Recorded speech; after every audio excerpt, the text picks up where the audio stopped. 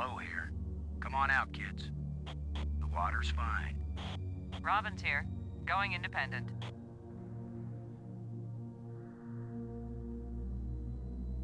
Welcome to the wonderful world of space. Don't bump into anything. I'll be careful, Commander. Brink here, going independent.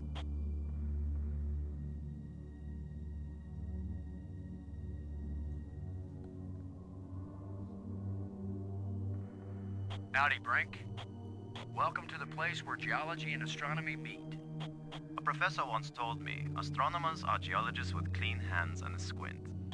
You going to quote him on that in some magazine, Robbins? I'm just part of the landing team right now, Commander Lowe.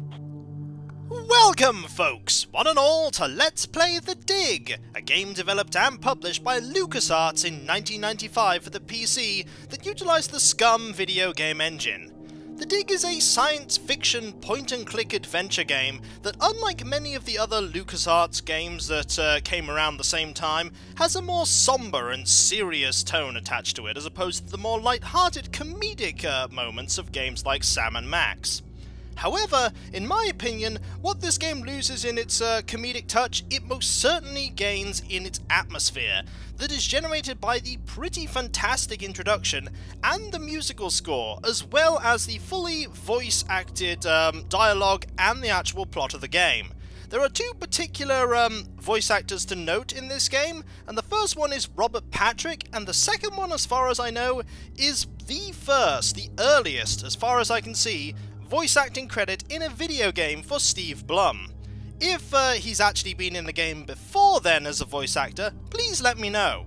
This is a game that I really enjoyed back at the time when it was released, mainly because it was so different to most other point-and-click adventure games at the time.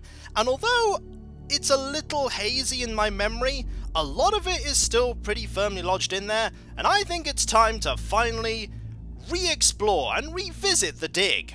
And before I go on, one thing I'd like to note. The reason why this introduction is actually occurring here, at this point, and not at the very beginning, is because I've actually had some significant difficulties in recording this game. There are various aspects with the Scum VM engine which I'm using for this that were actually really difficult not to actually record, but for the compression software that I use to pick up. And I believe that's because of the way the Scum VM engine works in terms of its menus, and specifically the pause that you can use by pressing the spacebar. And I've pretty much figured out that as long as I avoid doing them when I'm actually recording, I should be absolutely fine. Now, the plot of the game, as the introduction had stated, pretty much puts this at a very, very tense situation. The massive asteroid Attila is on its way to Earth, and if it collides with Earth, which is a 99% chance, and considering where it actually was when we flew by it, I'd pretty much say it's an 100% chance. The effect on the planet and the survival chance of humanity is pretty well devastating for Earth and exceptionally slim for humanity. And so, Commander Lowe here, along with Robbins and Brink, have been sent along with two other people who are piloting the shuttle to basically deal with this issue in a very, very last-ditch, only chance that we have, effort to actually stop the asteroid.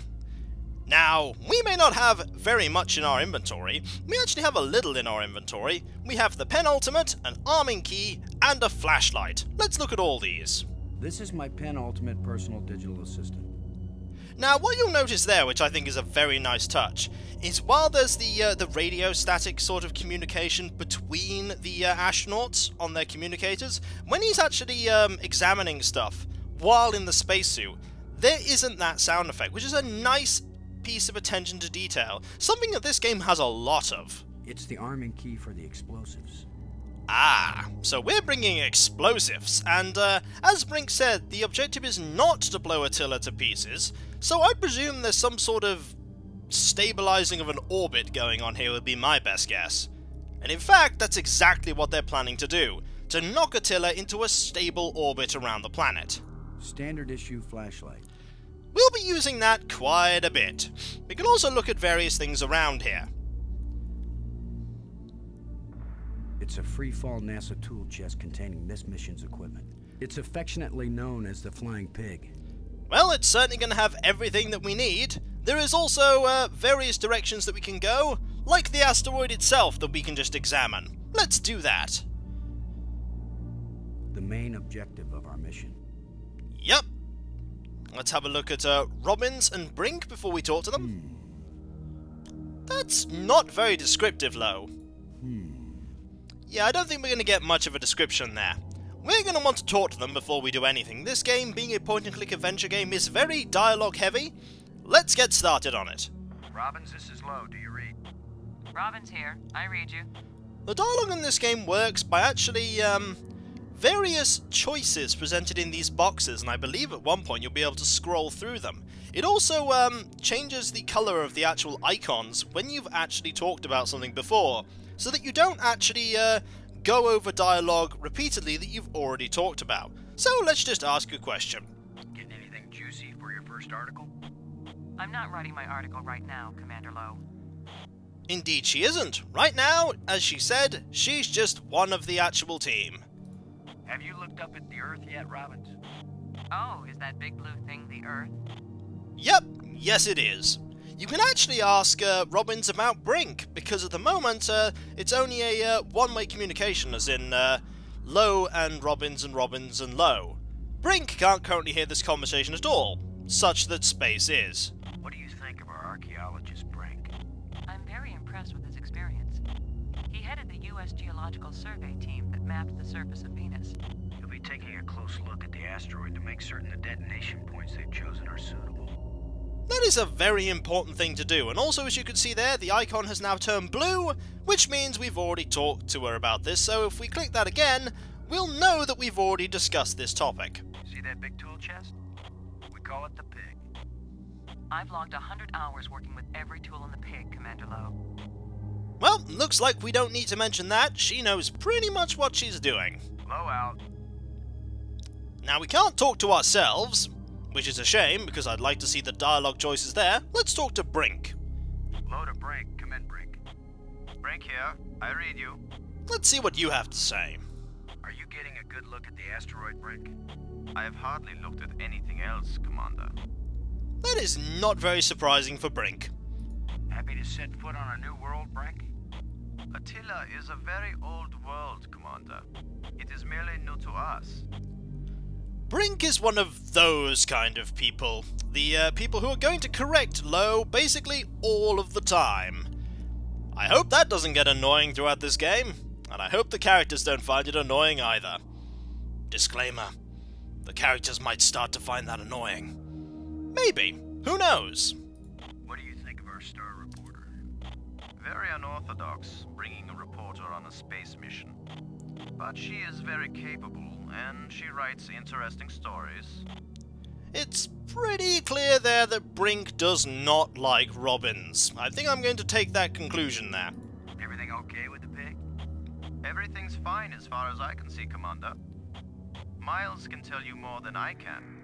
Yes, we actually do need to talk to Miles. We also need to talk to somebody else as well. Low out. Now, the way we're going to talk to them, since they're not here, is to use the penultimate here. There are basically a few options with the penultimate. You can exit. There is the Asteroid Lander minigame, which I'm sure I'll be doing at some point, but not just yet. And then there's the comm. The comm currently has access to 4 people, 2 of which we have already talked to. And that would be Brink and Maggie. However, there is also Borden here, and Miles. Let's first talk to Borden. Low to Borden. Do you copy? Like carbon paper, boss. Hello, how are you? Are we in position, Ken? Attila's given us less gravity than I expected, but the attitude jets are compensating. Excellent, so we are in position. You ready for us to part company, Ken? Everything's in position, boss. Yep, let's talk about the pig. Any problem with us taking the pig now, Ken? Just tell Miles and you can take the little squealer to market. And by market, you mean asteroid. Low out. Cockpit out. Alright, now let's talk to Miles. Miles is the one who's going to be handling the flying pig for us. Not directly, mind you, with one of the arms that the shuttle has. Low to payload, over. Yeah, Boston, I'm on you. You wish. In your dreams. Obviously, these two know one another quite well. Let's ask a question. One of the most important ones. How's the congressional campaign going without you? Well, my opponent is demanding equal time in space. With or without a suit? Just don't screw up the mission, Boston, and I'll be in Congress next January. Indeed, this would be pretty good for her if she's part of the mission that basically saves the planet. I'm pretty sure she'll get into Congress if they succeed. Now, I'm saying if, because if they did succeed without a single hitch, there wouldn't be much of a game, would there? Or would there? We're ready when you are, Cora. Just give the word, Boston, and you got yourself a pig. We will do, because we actually need that. Ready for the deployment of the free fall tool chest. Is the crew clear of the area? Yep. Crew is clear. Proceed. To the use of an arm! The pig shall be free. Back in the day, this was considered pretty sort of cutting edge, these kind of animations.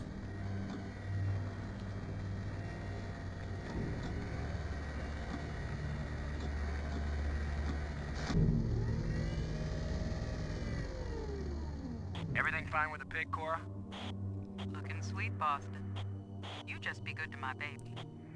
And on that point, actually, the reception for this game was actually sort of mixed in many regards.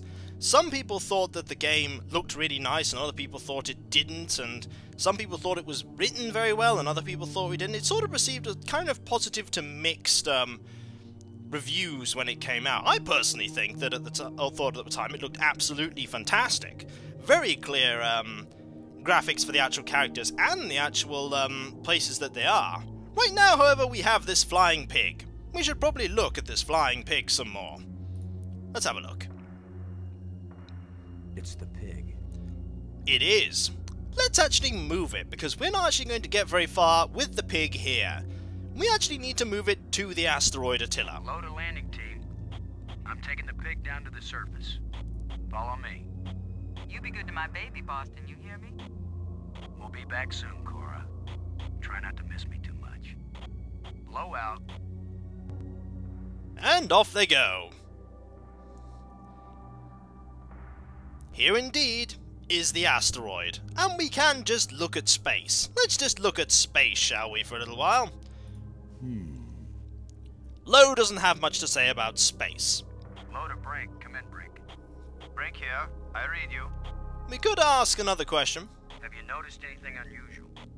No one has ever been this close to an asteroid before, Commander. I cannot possibly know what is usual or unusual. That is a good point, but you didn't quite answer the question there, did you, Brink? Let me know if you see anything unusual with the asteroid. No problems yet, Commander. You didn't mean right now. What do you think of our star reporter? Very unorthodox, bringing a reporter on a space mission. But she is very capable, and she writes interesting stories. Now, there we go. Now that has gone, to the colour of already being listened to. I'm surprised it didn't do that before. I thought there was something new, considering the fact that the icon hadn't actually changed colour. Let's talk about the nuclear explosives that we have here. Explosive charges haven't been bumped or anything, have they, Brink? Alpha Charge and Beta Charge are both doing fine, Commander. I'm not sure how he knows that well, I suppose if they had have been bumped and detonated, they'd know about it. Keep an eye on the pig, okay? Don't want it drifting off into space. I travel all this way, and I end up as a swine herder. I don't think it's a literal pig, Brink. Blow out. Now, we need to go and actually, we actually need to use the flying pig. We left-click by using it there. Everything's pretty much done with left clicks. We need to actually see what's in here. Now, in the flying pig are a number of items. Most importantly, there is, of course, a shovel. Regulation NASA pocket shovel. Every astronaut should have one. Probably going to be very useful. It's like a jackhammer, but for space. Yep, that's the 0G digger, and Explosive Unit Alpha and Explosive Unit Beta. It's a specially designed explosive charge engineered to help move the asteroid into a safe orbit. Yep, we're gonna want all of these things. We just put them in our inventory there. Little I in the bottom left. There we go. And we definitely want that shovel. We want all of this. And now we want to exit back to the asteroid. And we probably want to talk to Robbins. The first part of the game has a bit of a slow introduction, but after all the dialogue and conversations are what makes a point-and-click adventure game what it is. Robbins, this is Lowe. Robin's here. I read you. We're not going to click the brink button again because we know that that's going to be the same thing. This is all pretty dull so far, Robbins. I hope you can find something interesting for your lead. Commander Lowe, am I doing something wrong? No, I'm just trying to be friendly. And I'm trying to be a good crew member. Can't you forget for even 1 second that I'm a reporter? It's a little difficult when, after all, Lowe identified you as or introduced you rather, as the most well-known journalist in the world. I mean, technically, they're not on planet Earth right now, which still therefore makes you the most well-known reporter in outer space, considering that there's one.